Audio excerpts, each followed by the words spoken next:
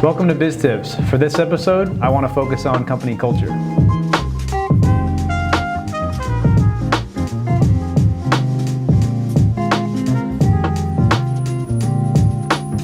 Company culture is very important, but I think a lot of people romanticize what that really means.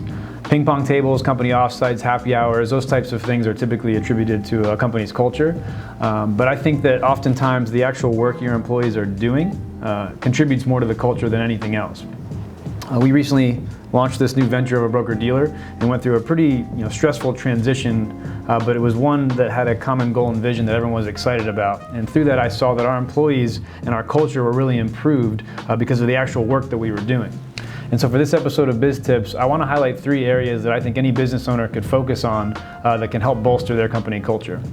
Tip number 1, provide purpose. Everyone wants and needs a purpose, both professionally and personally. On the professional side, I think it's important that employers provide a purpose for their employees, both on a macro level and a micro level. So on a macro level, it's important that your employees know the vision of the company and where it's headed. But on the micro level, it's just as important for them to understand how their specific role is going to help kind of contribute to that vision. We've seen examples of how this is effective here at IFP. Back in May, we actually transitioned to our new broker-dealer, and it was quite a stressful time because it was just a lot of work and a lot of stress put on everyone. But it was pretty cool that there was actually more buy-in than ever because of this common purpose and this vision towards this broker-dealer initiative. And we had articles in the press, we had LinkedIn videos going out, and for such a small company, we were creating quite a buzz in our industry. And I think our employees sensed that because despite the long hours, despite the stressful times, despite the alarming phone calls and all these things that were going on, we had more buy-in than ever, and there was more of a buzz here than I've ever felt. And so I think that vision and that purpose and that common goal is what united everyone. And so as a business owner, that's why I think it's always important to provide a vision so that people can buy into it. Tip number 2, clearly define roles and objectives.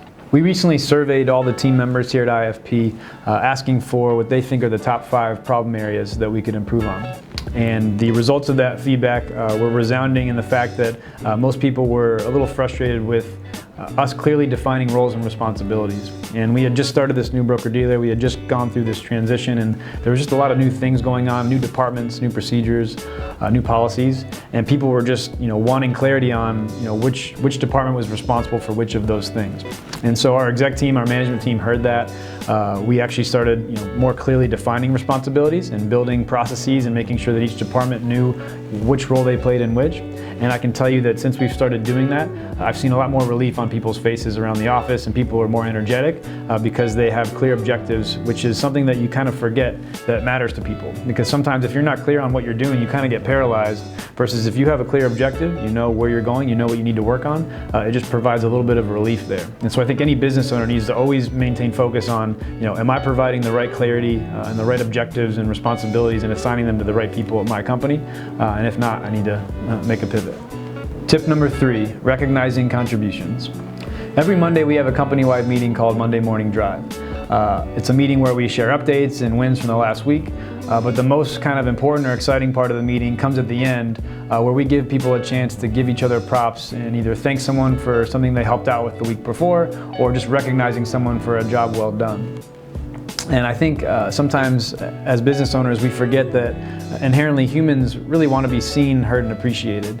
And we're so stuck doing our work and focusing on initiatives that we forget that the people doing the work want to be recognized for that, and any human would. And so once we started doing that in these meetings that we have every week, it's crazy kind of the positive vibe that you create and that you start your week off with. And it's just kind of snowballed and created this thing where people are given props every week and really just contribute to an overall positive feeling around the office, which to me is more important as part of a culture than anything else. And so as a business owner, it doesn't matter how you do it, but I would definitely think of ways to infuse recognizing people's contributions into the things that you do as a company.